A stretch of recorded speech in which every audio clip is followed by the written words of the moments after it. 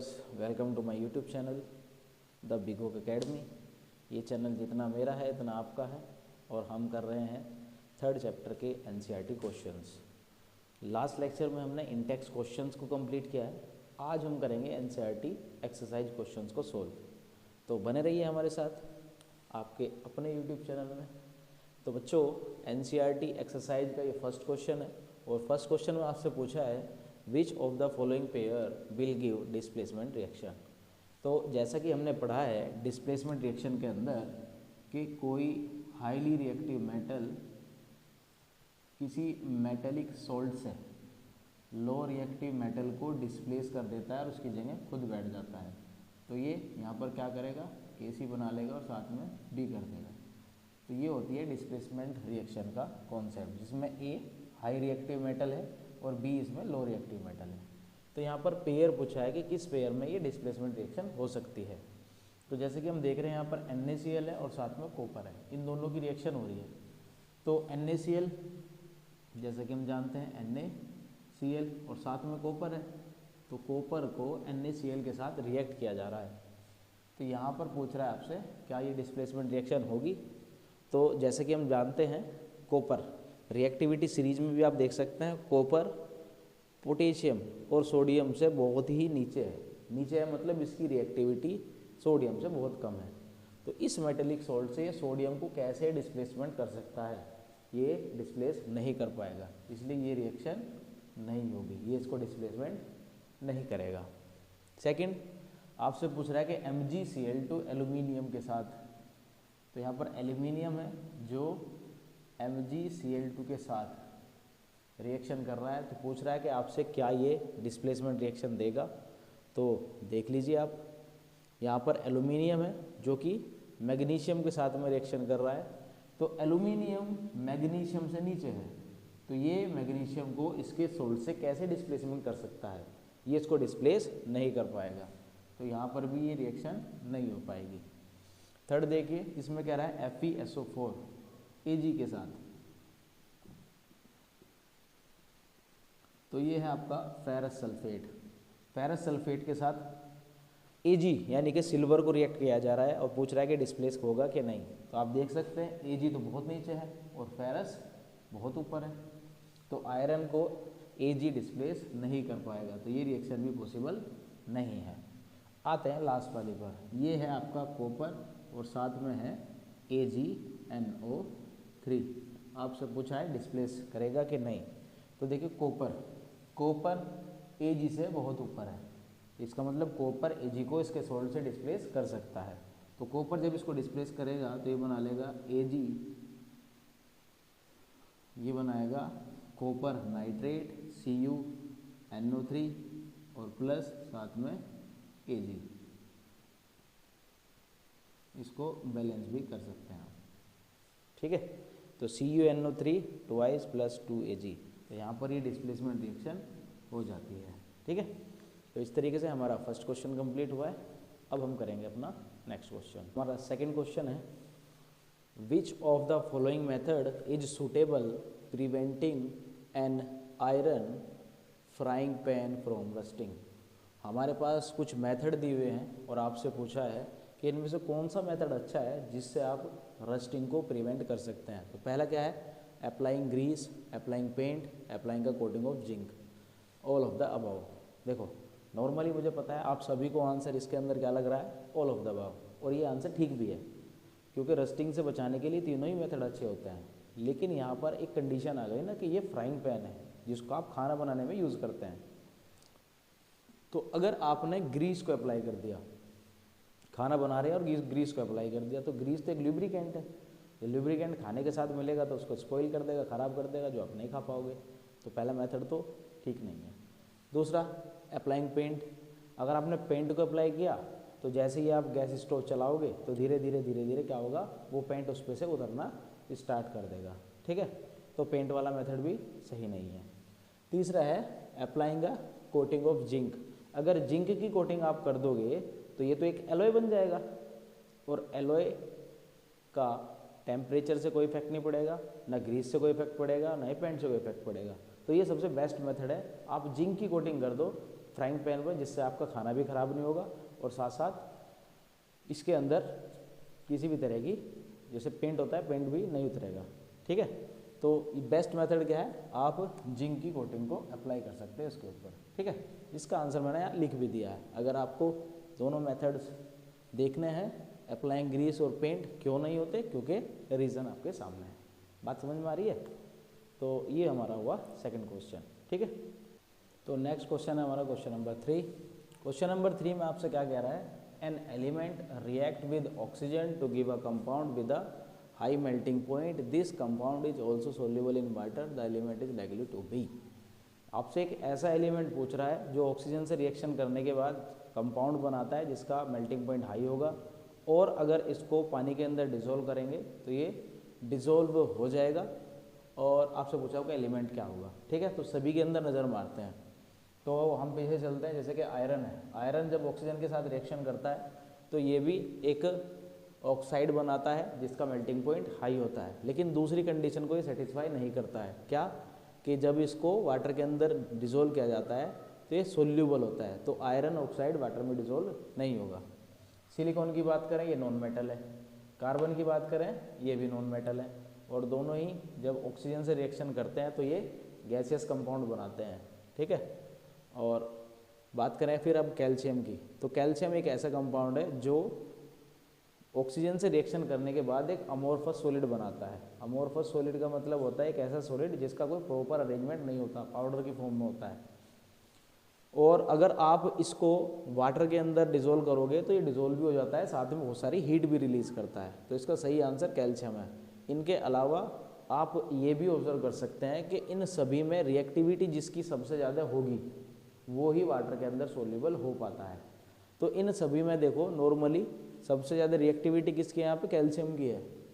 तो क्योंकि कैल्शियम की रिएक्टिविटी ज़्यादा है तो इसके चांस ज़्यादा हैं वाटर के अंदर सोल्यूबल होने के। तो ये एक टेक्निकल क्वेश्चन है जिसमें रिएक्टिविटी सीरीज का रोल होता है। तो अब अगर आपको ये समझ में आ जाता है कि कैल्शियम क्योंकि हाई रिएक्टिव है तो इसका कंपाउंड वाटर में सोल्यूबल हो जाएगा, तो इसलिए इसका आंसर भी कैल्शियम होगा। तो इसका आंसर क्या है बच्चों, इसका आंसर ए सही है। ठीक है, और बाकी सॉल्यूशन मैंने यहाँ पे लिखा हुआ है, और जो मैंने आपको बताया वही सॉल्यूशन यहाँ पर लिखा हुआ है, इसको भी आप देख सकते हैं। ठीक है, तो ये हुआ हमारा क्वेश्चन नंबर 3। तो नेक्स्ट क्वेश्चन है हमारा क्वेश्चन नंबर 4।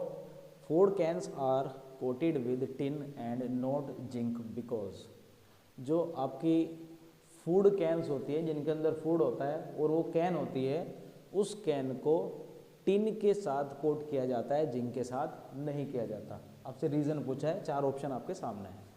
तो zinc is costlier then tin. देखो अगर फूड अच्छा है आपका तो उसके अंदर कॉस्ट दिख ही नहीं जाएगी। ठीक है, फूड का टाइप देखा जाएगा, अगर फूड अच्छा है महंगा है तो उसको महंगे ही डिब्बे में रखा जाएगा, तो कॉस्टलियर का इसके अंदर कोई रीज़न नहीं हो सकता। Zinc has high melting point than zinc. जब हम फूड कैन बनाते हैं तो उसके अंदर हम मेल्टिंग पॉइंट नहीं देखते। क्यों नहीं देखते, क्योंकि हम फूड कैन बनाने के बाद उसको नीचे से जलाते नहीं है या उसको किसी तरह कोई टेम्परेचर नहीं देते हैं, वो नॉर्मल टेम्परेचर में ही रहता है, तो मेल्टिंग पॉइंट का कोई मैटर नहीं है यहाँ पे। Zinc is more reactive than tin, तो ये हो सकता है क्योंकि जिंक और टिन के अंदर डिफरेंस है। टिन जिंक से कम रिएक्टिव है, अगर ये कम रिएक्टिव है तो ये किसी अदर मेटल्स के साथ में रिएक्शन नहीं करेगा, और रिएक्शन अगर नहीं करेगा तो टिन कैन को सेव करके रखेगा। अब क्योंकि सेफ्टी रीजन की वजह से रिएक्टिविटी जिस मेटल की कम होगी हम उसी को यूज़ करेंगे, तो इसलिए टिन बेस्ट होता है जिंक से, क्योंकि दोनों में ही कंपैरिजन कर रहे हैं। तो हम क्या कर सकते हैं, टिन को यूज़ कर सकते हैं। और टिन क्यों यूज़ करेंगे, क्योंकि इसकी रिएक्टिविटी जिंक से कम है। ठीक है, तो आप ऑप्शन सी आपका सही हो गया, zinc is more reactive than tin. ठीक है, तो ये क्वेश्चन नंबर 4 हुआ। हमारा अगला क्वेश्चन है क्वेश्चन नंबर 5। आपसे क्या पूछ रहा है, you are given a hammer, a battery, a bulb, a wire and a switch. आपको एक हैमर यानी कि हथौड़ा दिया हुआ है, एक बैटरी है, एक बल्ब है, वायर्स हैं और स्विच भी आपके पास है।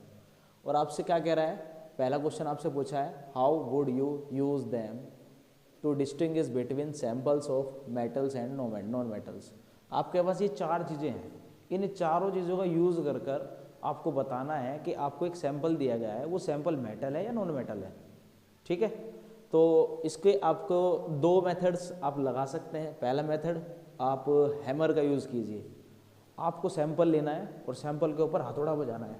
ठीक है, हथौड़ा बजाना है, और जब हथौड़ा बजाएंगे, अगर हथौड़ा बजाने से वो सैंपल बिखर जाता है, ठीक है, जैसे कि चौक पे हथौड़ा मारते हैं वो बिखर जाती है, तो अगर हथौड़ा मारने से वो सैंपल बिखर जाता है, इसका मतलब वो नॉन मेटल है, क्योंकि नॉन मेटल मैल्येबल या डक्टाइल नहीं होते हैं।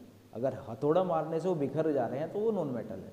ठीक है, अगर हथौड़ा मारने से वो सीट की फॉर्म ले लेता है, सीट बना देता है, ठीक है, बारीक सीट हो जाती है, उसकी थिन सीट हो जाती है, इसका मतलब वो मेटल है। तो पहला मेथड हथौड़ा यूज़ कर सकते हैं। हथौड़ा मारने से बिखर गया सैंपल तो इसका मतलब वो नॉन मेटल है। अगर नहीं बिखरा, वो बिल्कुल शीट की फॉर्म में आ गया, तो इसका मतलब वो मेटल है। ठीक है, दूसरा मेथड, आप दूसरा मेथड यूज़ कर सकते हैं। एक सर्किट बनाइए, क्योंकि आपके पास वायर भी है, बल्ब भी है और स्विच भी है। एक सर्किट बनाइए, बैटरी से कनेक्ट कीजिए और दो क्लिप ले लीजिए। एक इस तरीके से करेंगे आप, मैं अरेंज करके देख सकते हैं कि आप एक बैटरी लीजिए, वायर लगाया आपने और वायर के साथ साथ एक स्विच भी कनेक्ट किया है। ठीक है, और इसमें स्विच भी है, आपके पास वायर भी है और आपके पास एक बल्ब भी है।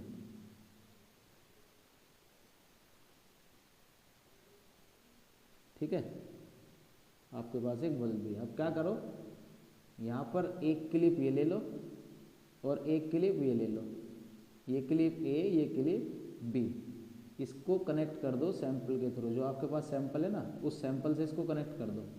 ठीक है, जैसे ही आप इस की को क्लोज करेंगे, यहाँ पर जैसे ही की क्लोज होगी तो ये जो बल्ब है ये ग्लो करना स्टार्ट कर देगा। ठीक है, की क्लोज होते ही ये बल्ब ग्लो करना स्टार्ट कर देगा। ये किस केस में ग्लो करेगा? ये इसी केस में करेगा जब यहाँ पर ये जो सैंपल है ये मेटल हो। अगर ये नॉन मेटल है तो ये बिल्कुल भी ग्लो नहीं करेगा। ग्लो क्यों करेगा? क्योंकि मेटल गुड कंडक्टर होते हैं हीट एंड इलेक्ट्रिसिटी के, तो इलेक्ट्रिसिटी कंडक्ट हो जाएगी, बल्ब ग्लो कर जाएगा। अगर ये ग्लो नहीं होता है सैंपल से कनेक्ट करने के बाद भी, तो इसका मतलब ये सैंपल क्या है? नॉन मेटल है। ठीक है, तो ये क्वेश्चन नंबर 5 का फर्स्ट पार्ट है। अब चलते हैं हम अपने सेकंड पार्ट की तरफ। तो अगर ये आपने नोट डाउन कर लिया हो तो हम अपने सेकंड पार्ट की तरफ चलते हैं। तो इसका सेकंड पार्ट है, आपसे पूछा गया assess the usefulness of these tests in distinguish between metals and non metals. अब ये पूछ रहा है कि जो टेस्ट आपने लगाए हैं मेटल और नॉन मेटल को डिस्टिंग्विश करने में, उनको पता लगाने में कौन मेटल है कौन नॉन मेटल है, तो पूछ रहा है इनकी यूजफुलनेस क्या है, क्या ज़रूरत है इनकी हमें। तो पहली ज़रूरत क्या है? पहली ज़रूरत ये है कि जो आपके मेटल्स होते हैं उनकी मेल्लेबिलिटी हमारे काम आती है। मान लो आयरन ही है, आयरन मेल्लेबल है, तो आपने देखा होगा टीन के शेड बना के रखते हैं, छतों के ऊपर आगे की तरफ निकाल कर टीन के शेड डाल लेते हैं। ठीक है, तो वो किससे बनता है? आयरन से बनता है। तो जो बॉक्सेस होते हैं आपने देखा होगा बाजार के अंदर बॉक्सेस आते हैं, वो मेटल के बने रहते हैं, उसमें भी आयरन होता है।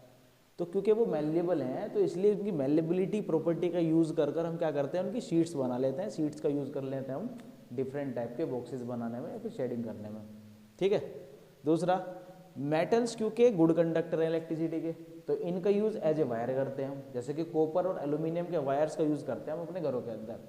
और सबसे अच्छी बात बताऊँ आपको, मेटल और नॉन मेटल की पहचान करने में सबसे आगे इंडस्ट्रीज़ हैं। अब इंडस्ट्रीज़ क्यों आगे हैं? क्योंकि इंडस्ट्रीज यूज़ करती है इन प्रॉपर्टीज़ को, एक अच्छा टिकाऊ मेटल उनको मिल जाए जिसका वो मार्केट के अंदर सेलिंग कर सके, उससे वो अर्निंग कर सके। तो इंडस्ट्रीज इन टेस्टीज़ को बहुत ही अच्छे लेवल पे लगाती है जिससे वो अपनी मार्केटिंग को आगे बढ़ा सके। और बच्चों एक चीज़ और है, इन मेटल्स के जो ये टेस्ट होते हैं ना, मेटल और नॉन मेटल को पता करने के, ये सब साइंटिफिकली प्रूव होते हैं जिसके बेसिस पे इंडस्ट्रीज इनका यूज़ करती है। ठीक है, तो क्वेश्चन आपसे पूछा गया था कि मेटल और नॉन मेटल को आप कैसे पता करेंगे पहले में। ठीक है, इन गिवन कंडीशंस के बेसिस पर। दूसरा आपसे पूछा गया था कि इनके बेसिस पे जो आपने टेस्ट लगाए हैं उनकी यूजफुलनेस क्या है। तो यूजफुलनेस ये है क्योंकि इंडस्ट्रीज़ में इनका बहुत ज़्यादा यूज़ होता है, जिससे वो अर्निंग करते हैं इन प्रॉपर्टीज़ का यूज़ करके। ठीक है, तो ये हुआ हमारा क्वेश्चन नंबर 5। अब चलते हैं हम अपने नेक्स्ट क्वेश्चन की तरफ। Question number 6। क्वेश्चन नंबर 6 में आपसे क्या बोल रहा है, what are amorphous oxide, give two examples of amorphous oxide. तो बच्चों ये अमोर्फस वर्ड आता है दोगले इंसान के लिए। दोगले इंसान का क्या मतलब है, जो मुंह देखकर पलट जाते हैं। क्या मतलब, सामने वाला देखा और पलट गए, है जी, अपनी बात से ही पलट गए। क्या मतलब, देखो ये मतलब है अमोर्फस ऑक्साइड ऐसे ऑक्साइड होते हैं जिनके सामने अगर एसिड आ जाए तो वो बेस बन जाते हैं, और अगर उनके सामने बेस आ जाए तो वो खुद को एसिड की तरह बिहेव करते हैं। एसिड और बेस ही होते नहीं है, लेकिन इनका नेचर चेंज हो जाता है सामने वाले को देखकर। ठीक है, आजकल के इंसान भी ऐसे ही हैं, सामने वाले को देखकर चेंज हो जाते हैं। यही हमारा अमोर्फस ऑक्साइड है। तो आप एग्जाम्पल्स में देखिए, यहाँ पर ये दोनों क्या है, एल्यूमिनियम ऑक्साइड। ठीक है, अब एल्यूमिनियम ऑक्साइड के सामने एक एसिड है और एक बेस है। यहाँ पर देखिए एल्यूमिनियम क्लोराइड बना जो कि एक सोल्ट है, और यहाँ पर सोडियम एल्यूमिनेट बना, ये भी एक सोल्ट है, और साथ में वाटर बना। बच्चों ये रिएक्शन तो आपको जानी पहचानी नहीं लग रही, न्यूट्रलाइजेशन रिएक्शन है, साफ साफ दिख रही है। न्यूट्रलाइजेशन रिएक्शन का क्या मतलब है, ऐसी रिएक्शन जो एसिड और बेस के साथ होती है और सोल्ट एंड वाटर बनाती है। तो यहाँ पे भी तो सोल्ट एंड वाटर बनना है, और ये एसिड है तो इसका मतलब ये बेस की तरह बिहेव कर रहा है। यहाँ पर ये बेस है तो इसका मतलब ये एसिड की तरह बिहेव कर रहा है। तो ये हुआ आपका एम्फोटेरिक ऑक्साइड।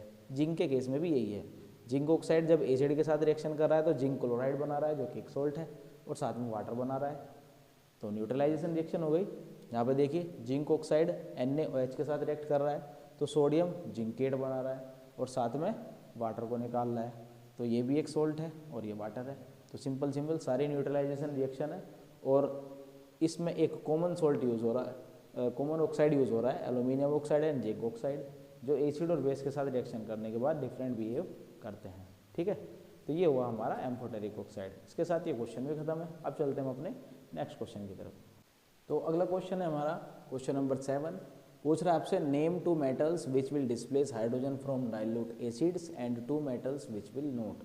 आपसे पूछा है डाइल्यूट एसिड से हाइड्रोजन को डिस्प्लेस करने वाले 2 मेटल बताओ, और ऐसे मेटल भी बताओ जो हाइड्रोजन को डाइल्यूट एसिड से डिस्प्लेस नहीं कर पाएंगे।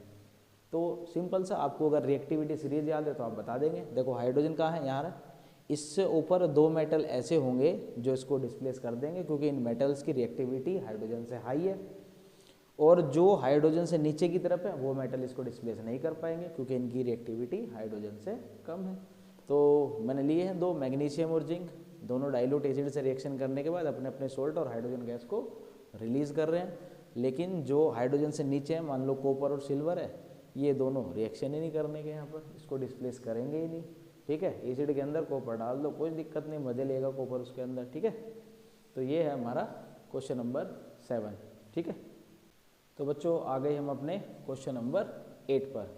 तो क्वेश्चन नंबर 8 में आपसे पूछ रहा है, in the electrolytic refining of metal M what would you take as anode, cathode and electrolyte. तो बच्चों ये इलेक्ट्रोलाइटिक रिफाइनिंग की बात कर रहा है, तो हम समझते हैं रिफाइनिंग होती कैसे है पहले। तो बच्चों हम क्या करते हैं, इसके अंदर एक कंटेनर लेते हैं जिसके अंदर इलेक्ट्रोलाइसिस होता है, इसके अंदर 2 इलेक्ट्रोड लगे रहते हैं, ये 2 इलेक्ट्रोड हैं जिसमें कि एक आपका पॉजिटिवली चार्ज होता है और एक आपका नेगेटिवली चार्ज होता है। जो पॉजिटिवली चार्ज होता है बच्चों इसको बोलते हैं हम एनोड, और जो नेगेटिवली चार्ज होता है इसको बोलते हैं कैथोड। अब बच्चों जिस मेटल को आप प्योर करना चाह रहे हैं उसी मेटल का इसके अंदर वाटर सोल्यूबल सोल्ट डालते हैं। तो ये क्या है जी, एक वाटर सोल्यूबल सोल्ट इसके अंदर है, वाटर सोल्यूबल सोल्ट इसके अंदर है। ठीक है, तो बच्चों हम क्या करते हैं, जो आपका एनोड है इसको बिल्कुल थिक लेके चलते हैं।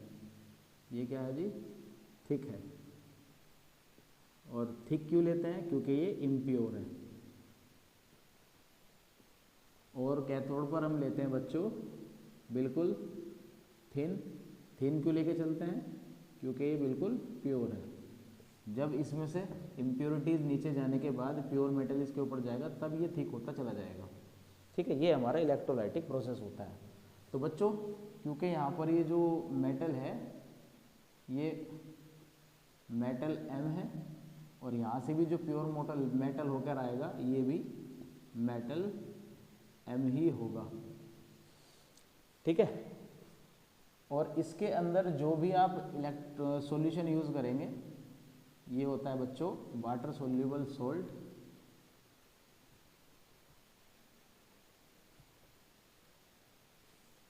वाटर सोल्यूबल सोल्ट होता है इसके अंदर, जो कि मेटल M का होगा, ऑफ मेटल M।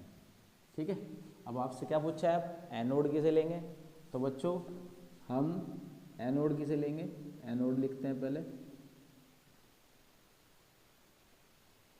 तो ये होगा ए thick block of impure metal M। तो M मेटल का जो थिक इम्प्योर ब्लॉक होगा इसको हम एनोड लेके चलेंगे। दूसरा हम कैथोड किसे कहेंगे? तो बच्चों कैथोड होगा a thin strip of the pure metal M। तो जो प्योर मेटल है बच्चों इसकी थिन स्ट्रिप को हम कैथोड लेके चलते हैं। सी आपसे पूछा है इलेक्ट्रोलाइट क्या होगा? इलेक्ट्रोलाइट क्या होगा? तो ये जो लिक्विड इसके अंदर भरा है ना अपने मेटल M का, इसी को हम इलेक्ट्रोलाइट बोलते हैं। तो इलेक्ट्रोलाइट क्या है? A water soluble salt of the metal M। तो इस मेटल M का ही हम वाटर सोल्यूबल सॉल्ट इसके अंदर लेंगे। ठीक है, तो ये है हमारा आंसर। बात समझ में आ रही है? अगर ये समझ में आ रही है तो चलते हैं हम अपने नेक्स्ट क्वेश्चन पर। आ गए हम अपने क्वेश्चन नंबर 9 पर। क्वेश्चन नंबर 9 आपसे पूछ रहा है, पीयूष एक लड़का है जो सल्फर पाउडर को स्पैचुला पर रखकर हीट कर रहा है और उसने एक गैस कलेक्ट की है टेस्ट ट्यूब को उल्टा करके, जैसे कि फिगर में दिखाया गया। ये आपका बर्नर है, यहाँ पर आपकी स्पैचुला है जिसके ऊपर सल्फर पाउडर पड़ा हुआ है और ये इन्वर्टेड टेस्ट ट्यूब है जिसके अंदर टोंग से इसको पकड़ रखा है और इसके अंदर गैस को कलेक्ट कर रहा है। ठीक है, ये प्रोसेस हो रहा है। यहाँ पर बर्नर जल रहा है, सल्फर पाउडर ऑक्सीजन की प्रेजेंस में बर्न हो रहा है जो कि यहाँ पर कलेक्ट हो रही है इन्वर्टेड टेस्ट ट्यूब के अंदर। तो आपसे क्वेश्चन पूछा है पहले, what will be the action of gas on? पहला ड्राई लिटमस पेपर। अगर आप ड्राई लिटमस पेपर पर इस गैस के साथ कनेक्ट कराओगे तो गैस का ड्राई लिटमस पेपर पर कोई भी इफेक्ट नहीं पड़ता है। ठीक है, अगर आपको लिटमस पेपर का इफेक्ट देखना है तो उसको आपको मॉइस्ट करना पड़ेगा, यानी कि वाटर के साथ उसको ज़रूर मिक्स करना पड़ेगा। तो दूसरा आपसे पूछा है मॉइस्ट लिटमस पेपर, यानी कि अब वाटर है, मॉइस्ट लिटमस पेपर है तो SO2 जैसे ही मॉइस्ट लिटमस पेपर के साथ में रिएक्ट करेगा तो ये ब्लू लिटमस पेपर को रेड कर देता है। ठीक है, क्योंकि SO2 क्या है, एक नॉन मेटेलिक ऑक्साइड है जिसका नेचर एसिडिक होता है। तो एसिड क्या करता है, ब्लू लिटमस पेपर को रेड कर देता है। ठीक है, तो ये पहला क्वेश्चन का आंसर। दूसरा इसमें पूछा है right a balance chemical equation. तो यहाँ पर हो क्या रहा है, सल्फर है जो कि ऑक्सीजन की प्रेजेंस में बर्न हो रहा है और कौन सी गैस कलेक्ट होगी फिर यहाँ, सल्फर डाइऑक्साइड। तो सल्फर ऑक्सीजन से रिएक्शन करने के बाद सल्फर डाइऑक्साइड गैस बना रहा है। ये आपकी केमिकल रिएक्शन है जो इसके अंदर हो रही है। ठीक है, तो समझ में आ गया। आपसे 3 क्वेश्चन पूछे थे यहाँ पर। ड्राई लिटमस पेपर के साथ इस गैस का क्या इफेक्ट होगा? तो ड्राई के साथ कोई रिएक्शन नहीं होती, मॉइस्ट के साथ हो जाती है। अब क्योंकि SO2 एक नॉन मेटेलिक ऑक्साइड है तो नॉन मेटेलिक ऑक्साइड का नेचर होता है एसिडिक, जो ब्लू लिटमस पेपर को रेड कर देता है। तो ब्लू को रेड कर देगा ये। और रिएक्शन क्या हो रही है यहाँ पर, सल्फर ऑक्सीजन की प्रेजेंस में बर्न होकर सल्फर डाइऑक्साइड बना रहा है। ठीक है, तो ये हमारी हो गई, ये हमारा क्वेश्चन कंप्लीट हुआ, क्वेश्चन नंबर 9। तो आ गए हम अपने क्वेश्चन नंबर 10 पर। क्वेश्चन नंबर 10 में आपसे पूछ रहा है state 2 ways to prevent the rusting of iron. Iron को रस्ट होने से बचाना है, तो उसके लिए आपसे 2 मेथड पूछे गए हैं। तो हमारे पास 2 मेथड गैल्वेनाइजेशन और ग्रेसिंग है। इन दोनों मेथड का यूज़ कर हम आयरन को रस्ट होने से बचा सकते हैं। तो बच्चों गैल्वेनाइजेशन के अंदर क्या होता है, आयरन के ऊपर जिंक की कोटिंग कर दी जाती है। इस कोटिंग से क्या होता है, आयरन का जो ऑक्सीजन के साथ रिएक्शन करने के बाद रस्टिंग प्रोसेस होता है वो रुक जाता है। ये प्रिवेंट कर देता है, आयरन को बचा के रखता है। ठीक है। ग्रीसिंग एक लुब्रिकेंट है। लुब्रिकेंट को अगर आयरन के ऊपर आप रगड़ दोगे, मतलब लगा दोगे उसके ऊपर, तो ये क्या करता है, एयर का डायरेक्ट कॉन्टैक्ट खत्म कर देता है आयरन का, जिससे आयरन बच जाता है रस्ट होने से। ठीक है। तो ये 2 मेथड आप यूज़ कर सकते हैं आयरन को रस्ट करने से। ठीक है। तो ये हमारा क्वेश्चन नंबर 10। तो आ गए हम क्वेश्चन नंबर 11 पर। पूछ रहा है what type of oxides are form when non metals combine with oxygen. बच्चों जब नॉन मेटल ऑक्सीजन के साथ कंबाइन करेगा तो किस टाइप के ऑक्साइड बनाएगा, आपसे ये क्वेश्चन पूछा है। ठीक है। तो बच्चों जब भी कोई नॉन मेटल किसी ऑक्सीजन के साथ में रिएक्ट करेगा तो वो 2 ही टाइप के ऑक्साइड बना सकता है, या तो वो होगा न्यूट्रल या फिर होगा वो एसिडिक। ठीक है। तो कैसे, देखिए अभी हमने कार्बन को ऑक्सीजन के साथ रिएक्ट कराया, अगर ये CO2 बनाता है तो ये एक एसिडिक ऑक्साइड है। कैसे पता करेंगे, हम पता करते हैं इसको वाटर में डालकर। तो जैसे कि हम इसको वाटर में डाल देंगे तो वाटर में डालने से क्या बनाता है, H2CO3, जो कि कार्बोनिक एसिड है। एसिड बनाया, इसलिए हम कहेंगे इसको ये एक एसिडिक ऑक्साइड है। ठीक है। तो ये जो SO2 होता है, ये भी, इसको अगर आप वाटर में डालेंगे तो ये बनाता है H2SO3, ये सल्फ्यूरस एसिड है। तो दोनों ने एसिड बना लिए, इसलिए ये दोनों क्या है, ये दोनों के दोनों क्या है भाई, एसिडिक ऑक्साइड है, एसिडिक ऑक्साइड्स। ठीक है। अब ये हाइड्रोजन भी नॉन मेटल है, जिसने ऑक्सीजन के साथ रिएक्ट करके वाटर बनाया, और पता ही है आपको वाटर क्या होता है, न्यूट्रल। ठीक है। और ये सभी ऑक्साइड्स भी वाटर के जब रिएक्शन करने के बाद जब ऑक्साइड बनाते हैं तो ये सब न्यूट्रल होते हैं, क्योंकि ये वाटर में, जब इनको वाटर में डाला जाता है तो ये कोई भी एसिड नहीं बनाते हैं। तो ये सब क्या है, आपके न्यूट्रल ऑक्साइड है, न्यूट्रल ऑक्साइड्स। ठीक है। तो ये दोनों आपके, मतलब अगर आपको पहचानना है कि कौन एसिडिक है कौन न्यूट्रल है, तो सीधा आपको वाटर के साथ रिएक्शन करके देखिए। अगर ये एसिड बना लेंगे तो समझ जाइए आप कि क्या है, ये आपके एसिडिक ऑक्साइड है। अगर एसिड नहीं बनाएंगे तो ये आपके न्यूट्रल ऑक्साइड है। ठीक है। तो ये हुआ हमारा क्वेश्चन नंबर 11।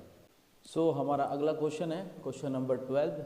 क्वेश्चन नंबर 12 में आपसे पूछा है गिव रीजन्स, रीजन दीजिए। किसका रीजन देना है, पहले कह रहा है आपसे platinum, gold and silver are use to make jewelleries. हम इन 3 मेटल्स को ज्वेलरी बनाने में यूज़ करते हैं। बच्चों अगर हम रिएक्टिविटी सीरीज में देखें तो तीनों मेटल सबसे नीचे हैं, मतलब इनकी रिएक्टिविटी सबसे कम है।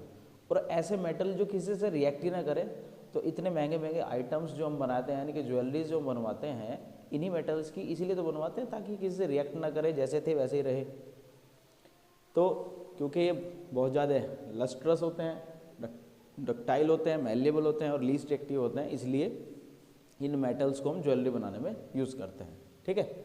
आपसे दूसरा पूछा है कि sodium, potassium, lithium are stored under oil. Sodium, potassium और लिथियम को ऑयल के अंदर डुबा के रखा जाता है, इसका रीज़न क्या है। देखो तीनों मेटल इसके अंदर, सोडियम और पोटेशियम मेटल ऐसे हैं जो हाई रिएक्टिव हैं, और इतने हाई रिएक्टिव हैं कि अगर इनको एयर या मॉइस्ट एयर के अंदर रखा जाए तो ये उससे रिएक्ट कर फायर कैच कर लेते हैं। तो इसलिए हम क्या करते हैं, इनका एयर से कांटेक्ट खत्म करते हैं। इसके लिए हम रखते हैं इनको केरोसिन ऑयल के अंदर, इनको डुबा के रखते हैं ताकि इनका एयर से कांटेक्ट ही खत्म हो जाए। ठीक है।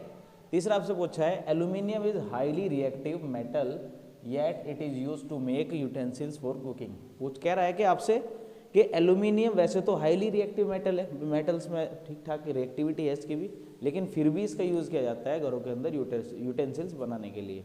ठीक है। तो उसका एक सबसे बड़ा रीज़न ये है बच्चों कि एल्यूमिनियम एनवायरनमेंट में प्रेजेंट ऑक्सीजन के साथ में एल्यूमिनियम ऑक्साइड बना लेता है, जो उसको बाहर से बिल्कुल प्रोटेक्ट कर देता है, और बाहर से प्रोटेक्शन इसकी अंदर के मेटल को बचा के रखती है, यानी कि वो ख़राब नहीं होता। ठीक है। अब क्योंकि ये प्रोटेक्टेड रहता है अंदर से, इसलिए एल्यूमिनियम बेस्ट है कि हम उसके यूटेंसिल्स बना सकें। दूसरा रीज़न ये भी है कि एल्यूमिनियम चीप होता है, यानी कि बहुत ज़्यादा सस्ता होता है, इसलिए एल्यूमिनियम के हम यूटेंसिल्स बना सकते हैं आसानी से, कोई दिक्कत नहीं है। ठीक है, हमसे अगला क्वेश्चन पूछा गया है कि carbonates and sulphide ores are usually converted into oxides during the process of extraction. बच्चों हम जानते हैं कि जब हम एक्सट्रैक्शन ऑफ मेटल करते हैं तो उस टाइम पर हम क्या करते हैं कि चाहे वो सल्फाइड का ओर हो या वो कार्बोनेट का ओर हो, इसको हम ऑक्साइड्स की फॉर्म में लेके आते हैं। इसका रीज़न क्या है कि बच्चों अगर हम सल्फाइड से डायरेक्ट इस मेटल को निकालने की कोशिश करेंगे तो इसमें बहुत ज़्यादा खर्चा भी होता है और ये ईजी भी नहीं है। ठीक है, तो सबसे बेस्ट तरीका क्या है कि इनको हम ऑक्साइड की फॉर्म में लेके आते हैं, फिर इसका सिंपल रिडक्शन करते हैं और उससे हम प्योर मेटल को निकाल लेते हैं। ठीक है, तो बच्चों अगर आपको कार्बोनेट और से प्योर मेटल निकालना है तो उसके लिए आपको कैल्सिनेशन प्रोसेस यूज़ करना पड़ता है। कैल्सिनेशन के अंदर हम हीट का जो ऑक्सीजन होती है, ऑक्सीजन का यूज़ नहीं करते, बिना ऑक्सीजन के चलता है। और दूसरा चलता है रोस्टिंग। रोस्टिंग के अंदर हम ऑक्सीजन को लेके चलते हैं। ठीक है, तो ऑक्सीजन की प्रेजेंस में रोस्टिंग होता है और ऑक्सीजन की एब्सेंस में कैल्सिनेशन होता है। तो बच्चों ये क्वेश्चन हुआ, इसके मैंने वैसे सॉल्यूशन सारा लिख दिया है और समझा भी आपको दिया है। जैसे भी आपको अच्छा लगे आप इसको कैरी फॉरवर्ड कर सकते हैं। ठीक है बच्चों, तो ये हुआ हमारा क्वेश्चन नंबर 12। तो आ गए हम अपने क्वेश्चन नंबर 13 पर। क्वेश्चन नंबर 13 क्या कह रहा है? You must have seen tarnished copper vessels being cleaned with lemon और turmeric juice. Explain why these sour substances are effective in cleaning the vessels. Copper के वेसल्स हैं जो टर्निस्ड यानी कि गंदे हो जाते हैं, और उनको वॉश करने के लिए, उनको साफ़ करने के लिए हम क्या करते हैं? लेमन या फिर टर्मरिन यानी कि नींबू या फिर इमली के जूस को यूज़ करते हैं। तो पूछ रहा है कि ऐसा क्यों, हम सोर सब्सटेंसेस को ही यूज़ क्यों करते हैं? आपसे क्वेश्चन पूछा है। तो बच्चों एक सिंपल सी बात है, जब कॉपर एयर के अंदर प्रेजेंट मॉइस्ट एयर से रिएक्ट करता है तो वो बेसिक कॉपर ऑक्साइड बना लेता है। देखो ये क्या है बच्चों? कॉपर कार्बोनेट, जो कि नेचर में बेसिक है, और ये ग्रीन कलर की कोटिंग हो जाती है कॉपर के वेसल्स के ऊपर, और ये यहाँ पर एयर से लिया जा रहा है। क्या? Carbon dioxide, oxygen and H2O, इन तीनों को ये एयर से लेता है और इसके साथ रिएक्ट करके एक बेसिक सब्सटेंस बना लेता है कॉपर कार्बोनेट का। ठीक है, अब कॉपर कार्बोनेट जो चढ़ा हुआ है ना, उसके ऊपर जो टर्निस्ड है वो कॉपर कार्बोनेट की है, जो कि नेचर में बेसिक है। अगर आप इसके साथ किसी एसिड को यूज़ करोगे तो एसिड बेस रिएक्ट कर सोल्ट बना लेंगे और सोल्ट बनाकर उस सरफेस को छोड़ देंगे। ऐसा ही होता है। हम सोर सब्सटेंसेस को यूज़ किस लिए करते हैं? ताकि वो इस बेसिक कॉपर कार्बोनेट के साथ रिएक्ट कर वहाँ से सोल्ट की फॉर्म में अलग हो जाए। ठीक है, तो इसीलिए हम सोर सब्सटेंसेस का यूज़ करते हैं। समझ में आ रही है बात? तो जब भी कॉपर के वेसल्स को आपको वॉश करना हो तो आप नींबू या फिर टर्मरिन यानी कि इमली के जूस को यूज़ कर सकते हैं, जिससे ये एक न्यूट्रलाइजेशन रिएक्शन शो कर वहाँ से सोल्ट बनाकर अलग हो जाएगा। ठीक है, वैसे सॉल्यूशन यहाँ पर है, बाकी आपको मैंने समझा भी दिया है, तो देख लीजिए। ये हमारा क्वेश्चन नंबर 13 हुआ। तो आ जाते हैं हम अपने क्वेश्चन नंबर 14 पर। क्वेश्चन नंबर 14 में आपसे पूछा है differentiate between metals and non metals on the basis of their chemical properties, या फिर इसको टैबुलेट कीजिए on the basis of their chemical properties. बच्चों ये क्वेश्चन मोस्ट इम्पोर्टेंट है, क्योंकि जितना इजी ये क्वेश्चन है उतनी ही बार ये आ चुका है, यानी कि बोर्ड में ये बहुत बारी रिपीट हो चुका है, तो ये क्वेश्चन बहुत ज़्यादा इम्पोर्टेंट हो जाता है। तो आप इसको नोट डाउन करके रखेंगे, ये बहुत ज़्यादा इम्पोर्टेंट क्वेश्चन है और ये बोर्ड में काफ़ी टाइम आया है और बहुत ही ईजी है। क्या करना है कि केमिकल प्रॉपर्टीज़ के बेसिस पे डिफरेंशिएट करना है। तो यहाँ मेटल ले लेते हैं, नॉन मेटल ले लेते हैं। जैसे पहली केमिकल प्रॉपर्टी क्या है? हम इनकी ऑक्सीजन से रिएक्शन करेंगे, तो अगर ऑक्सीजन से रिएक्शन करेंगे तो मेटल ऑक्सीजन के साथ रिएक्ट करने के बाद बेसिक ऑक्साइड बना लेता है, बेसिक ऑक्साइड, और ये नॉन मेटल बनाते हैं एसिडिक ऑक्साइड। ठीक है, तो ऑक्सीजन के साथ रिएक्शन करने पर मेटल्स बनाते हैं बेसिक ऑक्साइड, नॉन मेटल बनाते हैं acidic oxide. Simple. Second reaction देख लेते हैं, डाइल्यूट्स एसिड्स के साथ में। तो डाइल्यूट एसिड के साथ में जब मेटल्स रिएक्शन करते हैं तो ये हाइड्रोजन गैस को इवोल्व करते हैं, जबकि नॉन मेटल ये रिएक्शन नहीं कर पाते। नॉन मेटल ये रिएक्शन नहीं कर पाते, यानी कि ये डाइल्यूट एसिड्स के साथ में किसी भी तरह की डिस्प्लेसमेंट रिएक्शन नहीं देते हैं। मेटल्स हमेशा पॉजिटिवली चार्ज आयन बनाते हैं बाय लॉसिंग इलेक्ट्रॉन, यानी कि मेटल्स इलेक्ट्रॉन लॉस करने के बाद पॉजिटिव आयन बनाते हैं, जबकि नॉन मेटल इसका उल्टा करते हैं। ये क्या करते हैं, इलेक्ट्रॉन को गेन कर कर नेगेटिवली चार्ज आयन्स बनाते हैं। तो ये इनकी केमिकल प्रॉपर्टीज़ हुई 3, ठीक है। तो ये हुआ हमारा क्वेश्चन नंबर 14। तो आ जाते हैं हम अपने क्वेश्चन नंबर 15 पर। क्वेश्चन नंबर 15 एक तरह की कहानी है, इस कहानी को समझने की कोशिश कीजिए तो आंसर आपके सामने होगा। तो a man went door to door posing as a goldsmith, एक आदमी है जो डोर टू डोर जा रहा है और बोल रहा है कि मैं एक गोल्ड स्मिथ हूँ, यानी कि मैं एक सुनार हूँ, ठीक है। He promised to bring back the glitter of old and dull gold ornaments, और प्रोमिस कर रहा है सबसे कि गोल्ड की जो चमक होती है उसको वो वापस लेकर जाएगा, यानी कि कोई गोल्ड अगर डल हो रहा है या पुराना हो रहा है उसको बिल्कुल चमका देगा वो, ठीक है। और an unsuspecting lady gave a set of gold bangles to him which he dipped in particular solution. The bangles sparkled like new but their weight was reduced drastically. तो एक लेडी आई है जो अननोन बताई गई है क्वेश्चन के अंदर, उसने लाकर उस गोल्ड स्मिथ को दे दिए गोल्ड के बैंगल्स, गोल्ड की चूड़ियाँ दे दी उसे। और उसने क्या करा, उन चूड़ियों को एक सॉल्यूशन के अंदर डाला, और सॉल्यूशन के अंदर डालते ही उसके अंदर से जो उसकी चमक है ना वो वापस आ गई। जो सॉल्यूशन था अननोन सॉल्यूशन, उसके अंदर उसने जो बैंगल्स डाले तो उसकी जो चमक थी वो फिर से वापस आ गई, बट उसका वेट घट गया, ठीक है, वेट घट गया। The lady was upset but after a futile argument the man beat a hasty retreat. Can you play the detective to find out the nature of the solution he had used. तो आपसे पूछ रहा है कि lady ने तो उसके साथ आर्ग्यूमेंट किया और कहा कि बता भाई मेरा जो पुराना वेट था बैंगल्स का वो नहीं है, तो क्यों नहीं है, उसको बताओ क्यों नहीं है। तो यहाँ पर जो गोल्ड स्मिथ था वो मार खा गया क्योंकि लेडी ने उसको पकड़ लिया। अब क्वेश्चन वाला क्या कह रहा है कि आप इसमें डिटेक्टिव बनिए, सीआईडी वाले डिटेक्टिव, और बताइए कि ऐसा क्या किया है यहाँ पर गोल्ड स्मिथ ने जिससे ये चमक भी गया और उसका वेट भी घट गया। तो बच्चों हमने जब थ्योरी पढ़ी थी उसके अंदर एक सॉल्यूशन पढ़ा था एक्वा रेजिया। एक्वा रेजिया को रॉयल सॉल्यूशन भी बोलते हैं। ये एक सॉल्यूशन है जो बनाया जाता है 2 कंसनट्रेटेड एसिड्स के साथ में। इसके अंदर एक होता है HNO3 और एक होता है HCl। कंसनट्रेटेड HNO3 का 1 वॉल्यूम लीजिए और 3 वॉल्यूम लीजिए आप HCl के।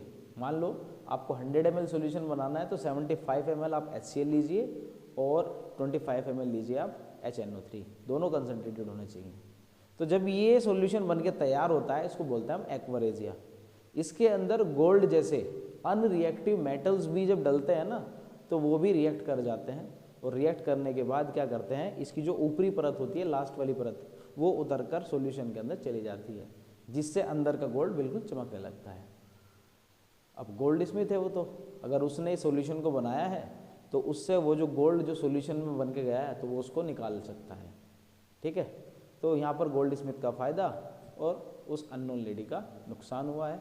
और नुकसान क्यों हुआ है, क्योंकि गोल्ड का कुछ पार्ट चला गया है उस सॉल्यूशन के अंदर, ठीक है।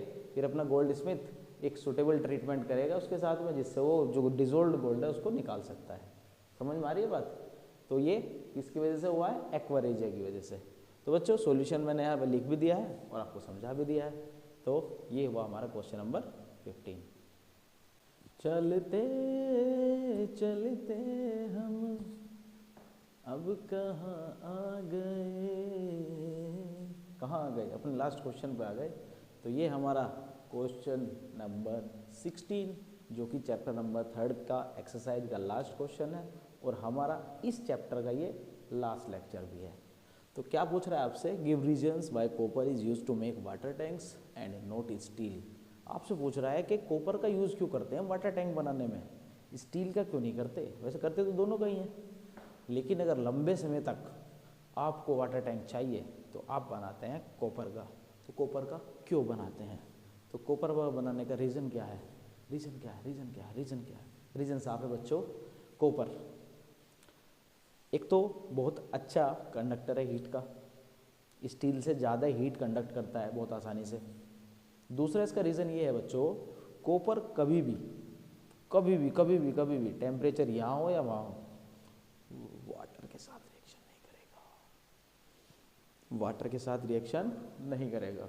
लेकिन स्टील के केस में क्या है, अगर आपके पास स्टीम है, ठीक है, वाटर की स्टीम आपके पास है, तो स्टील स्टीम से रिएक्शन कर जाता है, इस वजह से स्टील भी कोरोड होता है, स्टील भी कोरोड हो जाता है इसी वजह से। तो कौन बेस्ट है? कॉपर बेस्ट है, तो इसलिए हम कॉपर का यूज़ करते हैं। तो सॉल्यूशन आपके सामने है, बाकी मैंने समझा भी दिया है। तो इस तरह से हमारा ये लेक्चर कंप्लीट होता है और इस चैप्टर का ये लास्ट लेक्चर भी है। अब चलेंगे हम अपने लास्ट चैप्टर की तरफ। चैप्टर का नाम है कार्बन एंड इट्स कंपाउंड। तो बच्चों अब तक आपने बहुत ही ज़्यादा प्यार दिखाया है हमारी एकेडमी के साथ में, और ये लेक्चर्स आप पसंद भी कर रहे हैं। और बच्चों एक चीज़ आपसे ये भी बोलनी है कि जो भी डाउट्स आपको आते हैं और आप चाहते हैं कि इस टॉपिक पे वीडियो बननी चाहिए, तो वो टॉपिक आप कमेंट बॉक्स में डालिए, और मैं हमेशा क्योंकि आपके साथ ही रहता हूँ तो उस टॉपिक पे मैं वीडियो भी बनाऊँगा और आपके साथ शेयर करूँगा, ठीक है। तो मिलते हैं बच्चों हम अपने नेक्स्ट लेक्चर में। Carbon and its compound chapter चलेगा अब नेक्स्ट, तो मिलते हैं हम अपने नेक्स्ट वीडियो में। तब तक के लिए बाय बाय, टाटा।